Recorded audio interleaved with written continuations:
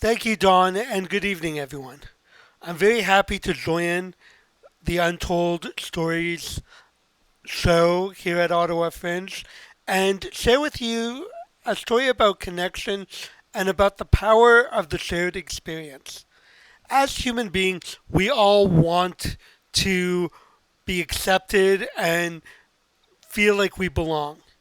It can be a little bit difficult to feel like you belong when you're born with a disability called multiple congenital musculoskeletal abnormalities. As you may be able to tell by the fact I was actually able to pronounce that, that is my case. I was born with that disability. And I actually was looking up what that meant. And it turns out it's actually a blanket term. Doctors basically assigned that term when they couldn't figure out a reason to explain why there were abnormalities. So parts of my skeleton were not properly formed, and they basically had no idea why. And doctors, it sounds weird if doctors tell parents, wow, that's weird. Like, obviously, parents are not going to like that, right? So they came up with that blanket term. And what's interesting is they call it a rare mutation. So I was trying to figure out where I belonged, and like I tried to bond, excuse me, with the Teenage Mutant Ninja Turtles, figuring we're both mutants, but they were all Hollywood and had no time for a kid from Quebec. So I again continued trying to find someone that was like me and that I could bond with over this experience of having a disability. And the thing was that I went to, for lack of a better term, a regular school. So I was the only school student in my school that had a disability. And the it was kind of challenging, right? Because I called it the Goldilocks complex because I was too disabled to like when I tried to go to camp and stuff. I was too disabled to go to the regular camp because there was all the sports and stuff. But I didn't have a severe enough disability to qualify to go for the camp for children with special needs. I kind of called it the Goldilocks complex, right? Like it was, I was either not disabled enough, too disabled. It just didn't seem that I fit anywhere, right? I was dying to have someone tell me that you are the perfect amount of disabled. So I continued looking for places that I fit in. And I mean, don't get me wrong. I had my friends and and they included me and it was fun.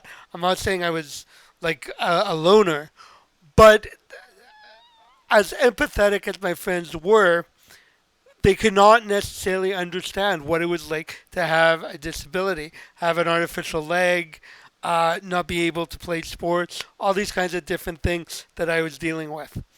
And that continued till the spring of 1987. And I was invited to attend, so the War Amps, they have a program called the Child Amputee Program. Now, what's interesting is that the Child Amputee Program consists of two parts, child and amputee. I was both.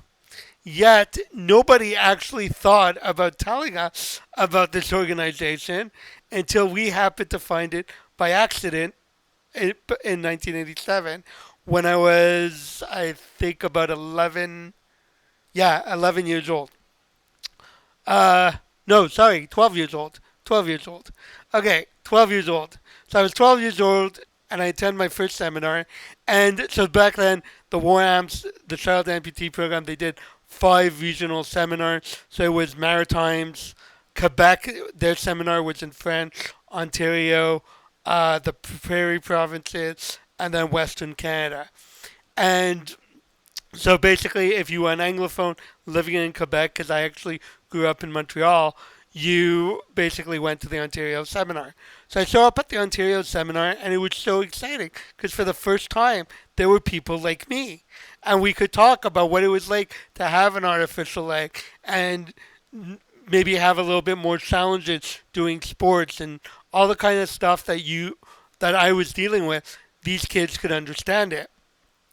And then so fast forward to 1993, I was 17 years old, attended what would be my last seminar because once you turn 18, you're not a kid anymore. Even if I sometimes act like I am, once you're 18, you're no longer a kid. So 1993, I'm at another seminar. I meet a kid, a fellow, also a teenager, and we're talking, and it turns out he actually has multiple congenital musculoskeletal abnormalities. Now you can imagine my excitement because for the first time in 17 years, I'm talking to someone, and when I say multiple congenital musculoskeletal abnormalities, they don't look at me in fear that they're going to catch something. They actually understand what it is. So we were able to chat a bit and understand and talk a little bit. And that's the thing, and the thing I want to leave everyone with the power of the shared experience. This is not to say that we have to find our little bubble to stay in.